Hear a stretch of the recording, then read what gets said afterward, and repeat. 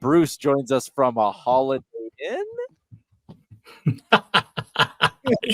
No, just the home office, but thanks. It kind of does look like the headboards from a Holiday Inn, don't they? I mean, I did think it was a hotel. And to be fair, you did tell me yesterday you were out in the field at work, so the natural assumption of you being at a hotel was not much of a reach for me.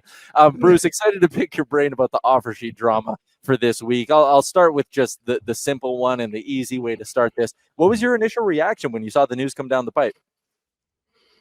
A little bit surprised, not terribly surprised on Broberg. I again, the player has to sign this to initiate this whole process. Broberg clearly was not happy. We had lots of reports on that. Played, he stood up well in the playoffs. Nobody reached out, near as we can see, on contract discussions. Apparently it's now being reported Darren Ferris just didn't want to hear it. And, so not surprised there. Modestly surprised on the Holloway piece of it. Really a little bit for the player, and it might be part of a bigger strategy by St. Louis here. A little bit surprised that Holloway would take that. But again, you never begrudge anybody for signing a contract. So, it is what it is. It's, something they'll have to contend with now over the next 48 hours. So my theory on Holloway, because you're right, like Broberg, when you look at the difference of what he would have had to settle for in Edmonton salary-wise to now what he's getting at St. Louis, like we're talking $6 million over 2 years, a lot of money. With Holloway, or if you were confident in yourself as a player, you could see a path of like, okay, take 1 year, $1 million this year. Maybe you get to play next to Leon Draisaitl, or maybe you get to play next to Connor McDavid, and like that's a good spot for you long-term wise in your career to be in Edmonton as a guy who could be one day a scoring winger. But I wonder if maybe Holloway and his agent didn't look at this and just go, oh, St. Louis is very clearly using us as a pawn to get Broberg. And if the Oilers are going to match one of these, we think they're going to match this one, the $2.4 million to us. Maybe Holloway thinks he can have his cake and eat it too by signing the offer sheet in St. Louis and saying the Oilers are going to match it. I'm going to get to stay in Edmonton and I get my money. Yeah, I mean, look, I never begrudge a player for signing any contract they want, whether it's higher than it should be, lower than it should be. That's they're entitled to do that. You and I would sign, given the circumstances that we now understand what was on the table, I think all three of us would sign if we were either Philip Broberg or Dylan Holloway from a pure money standpoint, for sure. Holloway's a little more, I understand your thought process there, but I can easily just say, look, I mean, they've brought in Jeff Skinner. We have Ryan Nugent-Hopkins there. Adam Henrique is going to play third line center, because I do think that, and I've been out on X for some time saying that I wouldn't shock me if Holloway played more center this year, just because I'm not convinced Henrique stands up the whole year. But maybe and we have the return of Evander Kane at some point, and maybe Holloway just looked at it and said, I'm blocked. And I don't, I've looked at the St. Louis roster. I'm not totally convinced he isn't blocked there to some degree, little weaker there. So, maybe he sees a path forward, and then some of that depends on where you put Buchnevich, whether he's playing center or not.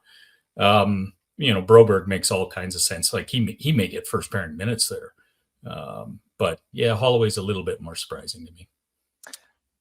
So if Broberg goes, do you think Philip Kemp could come up at some point next season and kind of fill a role on this team? Is there anyone in Bakersfield who could be the next guy, or do they got to go outside the org? No, they have to go outside the organization, I think. If they're, so, at this point, if Broberg leaves, so now you have CC returning, Troy Stetcher. Right side is, it's fine, right? Like, I wrote a big, long, or a couple of posts on X yesterday about this. The Stanley Cup finals and the Stanley Cup playoffs are not the regular season.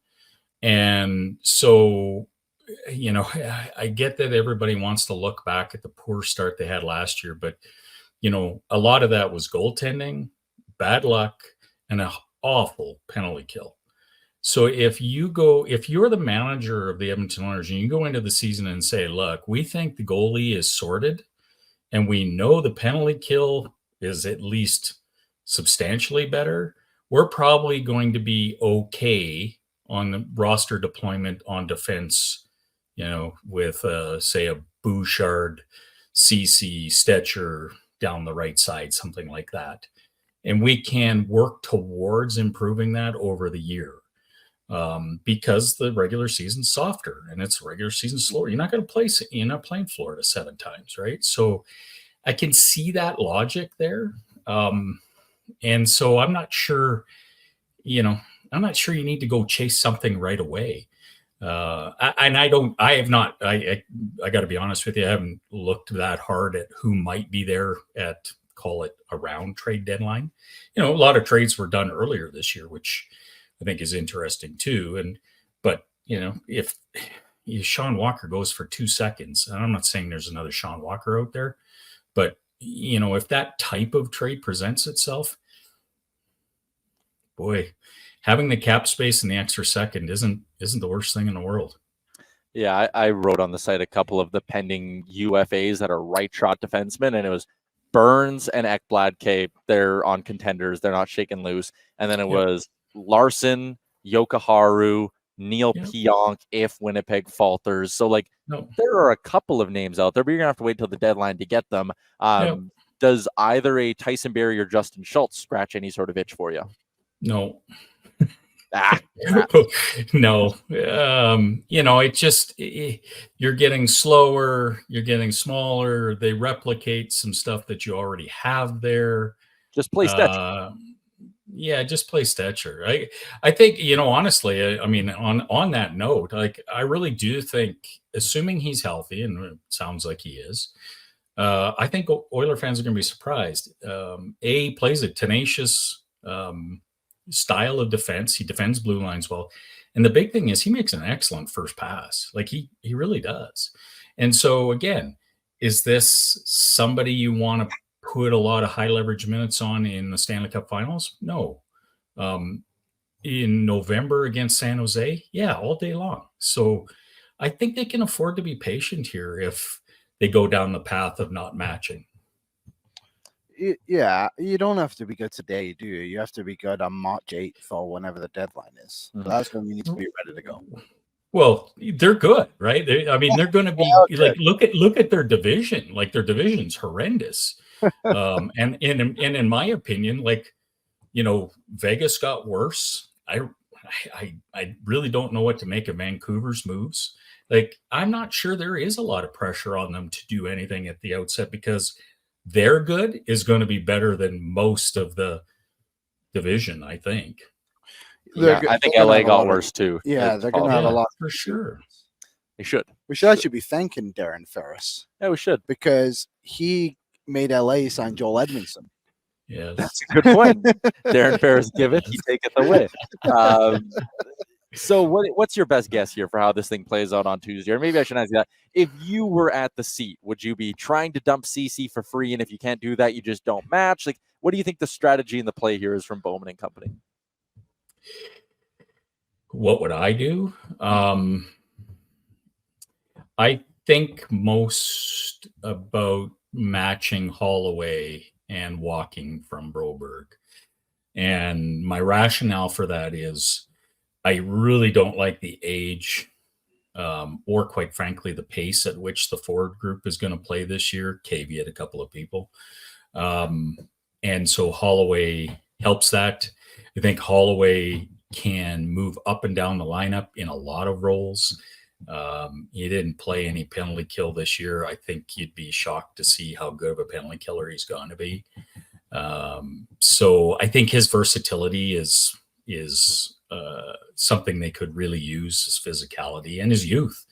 I think I wrote yesterday, the current roster, if he leaves it, there's only 2 players in their 20s on this roster. Now, I get that there's, we have Matthew Savoy coming, but, it's it's not a very young roster, and that again, so now you get aging curves and you get injuries and you see performance degrade.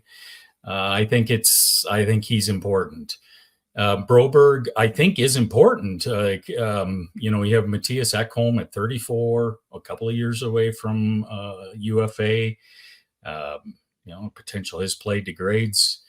That said, it's $4.5 million and a second round pick, which I understand is not a fair, assessment of probably what you could get for him. You could maybe match and trade him a year from now, but that $4.5 million really does mess with their salary cap structure going forward, unless again you get McDavid and it sounds like maybe Draisaitl is going to do the same thing, but I think they actually need Evan Bouchard to help them on this. So I think you have a left side that I think is championship caliber. I understand the issues with Darnell Nurse, but I think that left side can win NHL championships. I think it's the right side that's the issue. And I guess, what I had said previously is I'm a little more comfortable. First of all, they have a couple of right shot D that are coming. They're not coming this year, but they are good young players who are here a year from now, a year and a half, maybe at the most. I think I'd roll the dice that I can use some of that draft capital and some of the cap space you get out of this and see what I can find out in the market to solidify the right side. So I think the left side's fine. We talked about this yesterday too, but St. Louis might not be good next year. That's another side of this too. Who knows? 100%. That second round pick could actually be only 8 slots behind where your potential first round pick would be. And I know they traded it, but they can still move 2025 or 2026 first. They just have to send one of them to Philadelphia. But maybe if you get this second round pick, you sit there, Stan Bowman, and go, I got pick 40. I'll move pick 31 or 32 or whatever it'll be for an Ekholm-esque right shot D-man. Totally agree. I mean, it's an excellent point because and I've not seen that discussion a lot. And I've asked the same question. They had people out here pushing kind of, conspiracy theory style of work with the San Jose Sharks and what you could do. And I'm asking people, well, wait a minute, what you're getting back, is that better than a very high second round draft pick in what is almost assuredly going to be a very strong draft? So, and again, you can take that pick and use it, or the fact that it's a strong draft, you can take that pick and leverage it into something else. I'm fully in agreement on that. I think that piece to this has not been discussed enough. Our YouTube chat was saying the young righties you're talking about are Warner and Akey. Yep. Yeah. Okay. There you go. Yeah. Akey's going to play junior this year. He come off a shoulder surgery. It'd be nothing short of miraculous. Edmonton Oilers 1980s miraculous to see someone like him come into the lineup at his age after missing basically the entire season. But he's a player that's going to fit very well with this group. I'm going on the assumption McDavid and Draisaitl are here long term because he's a fantastic passer of the puck and skater of the puck. Warner's just absolutely mean, and I actually think he gets NHL games this year. He's got certainly far more, so let's be careful of that. He's got more upside than Vinny Desharnais, and I think it can come sooner with him. So, those are the two for sure.